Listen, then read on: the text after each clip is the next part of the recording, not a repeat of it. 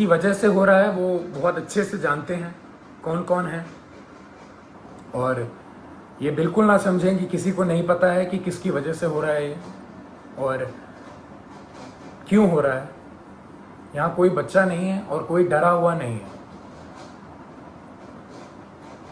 पप्पू यादव ना कभी किसी से डरा है ना कभी डरेगा।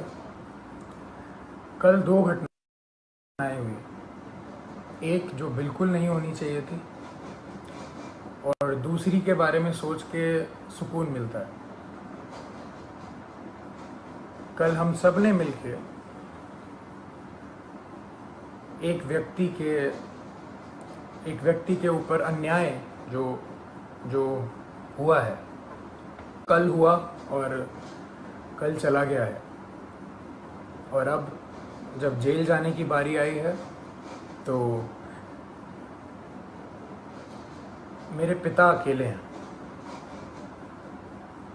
कल 9 बजे से लेके आज सुबह 3 बजे तक वो सिर्फ एक मुजरिम की तरह ट्रीट हुए हैं,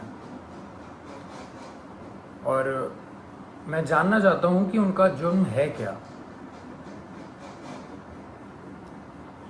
हॉस्पिटल्स की जो हालत है बिहार में, उसकी सच्चाई दिखाना जुर्म है, या दवाइयाँ नहीं है तो जिनको ज़रूरत है उनको दवाइयाँ पहुँचाना जुर्म है, लोगों को खाना देना जुर्म है, या जो काला बाजारी चल रही है दवाइयों की उसको पेश करना जुर्म है। सबसे बड़ा जुर्म मेरे को ये लग रहा है कि एक नेता के घर पे जो छापा मार के उन्होंने आप लोगों के लिए जो एम्बुलेंसेस यूज़ होनी थी वो बस घर पे पड़ी हुई थी, और वो बस ये चाह रहे थे कि वो सारी एम्बुलेंस यूज़ हों आप लोगों के लिए। मुझे लग रहा है कि यही जुर्म उनका सबसे बड़ा रहा।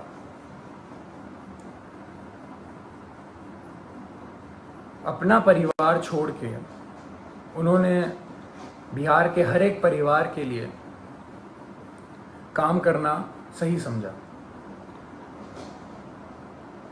हर एक परिवार की एक भी पुकार अनसुनी ना जाए, उनका बस यही मकसद है। शुरुआत से मैं हर रोज़ बात करता था उनसे,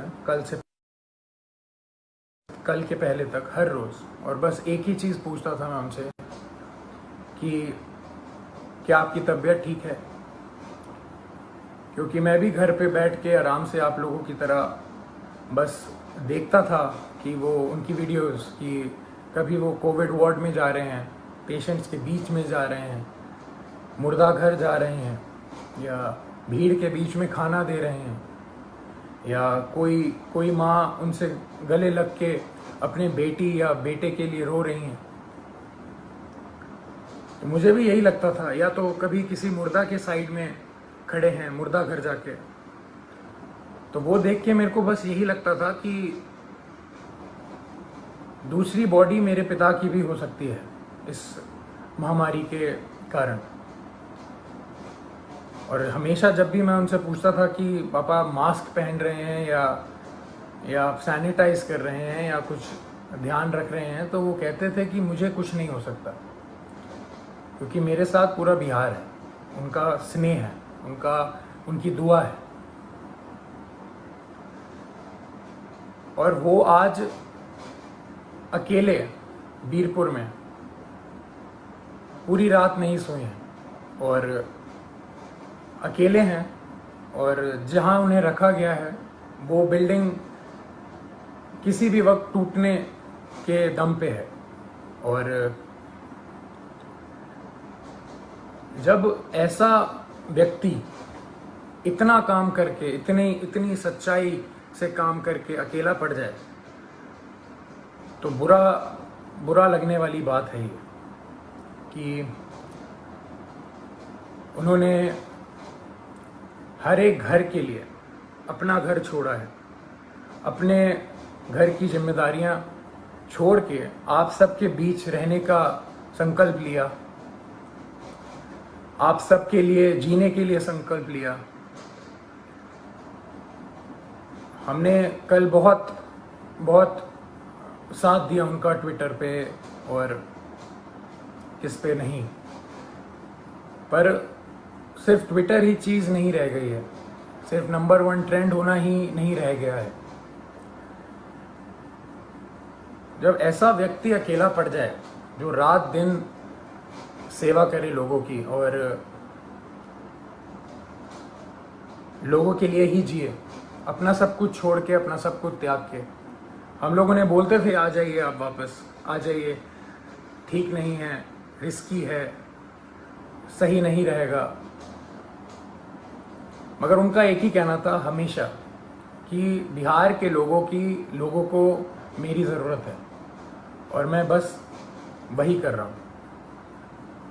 अपने बारे में, अपनी जान के बारे में बिल्कुल ना सोचते हुए वो बस आप लोगों के लिए काम रात दिन करते रहे। हॉस्पिटल में छापा मारना हो तो पप्पू यादव जाएंगे, खाना देना हो तो पप्पू यादव देंगे, दवाई देना हो तो पप्पू यादव देंगे, बेड चाहिए, ऑक्सीजन चाहिए, एम्बुलेंस चाहिए तो पप्पू यादव करेंगे। अभी हमारे बीच पप्पू यादव कौन बनेगा? कहां से लाएंगे हम दूसरा? हम उन्हें अकेला इस टाइम पे नहीं छोड़ सकते। मैं बेटा हूँ इसलिए ये सारी बातें कर रहा हूँ, नहीं। अगर मैं सिर्फ एक बेटे की तरह सोचता तो शायद मैं उनको ज़बरदस्ती बहुत पहले घर बुला चुका होता, पर मैं एक नागरिक की तरह सोचूं तो बहुत बुरा लग रहा है। जो आदमी रात दिन एक करके सिर्फ दूसरों के लिए जिए और उसके साथ ऐसा अन्याय हो, ये बिल्कुल मंजूर नहीं है, ना हम लोगों को मंजूर करना चाहिए। मैं पहली बार आया हूँ आप सबके सामने और ये बिल्कुल भी एक्सेप्ट करने वाली चीज़ नहीं है जो हुआ है मेरे पिता के साथ। कल से हुए जा रहा है और अभी भी हो रहा है। बाढ़ का पानी हो, बाढ़ के पानी में चलना हो, या इस महामारी के टाइम पे हॉस्पिटल जाना हो, या भीड़ में जाना हो, या मुर्दा घर जाना हो, तो सिर्फ पप्पू यादव ही जाएगा। और जेल जाना हो तो सिर्फ मेरे पिता पप्पू यादव ही जाएंगे। ऐसा क्यों? ऐसा मैं समझ नहीं रहा हूँ, ऐसा हो क्यों रहा है? ऐसा होता क्यों है? हमेशा एक आदमी जब दूसरों के लिए जिए जा रहा है 2400 घंटे, तो जब उसको ज़रूरत पड़ती है तो वो हमेशा अकेला कैसे पड़ जाता है? हमेशा उसकी आंखों में आंसू रहते हैं हर एक काम करने के बाद।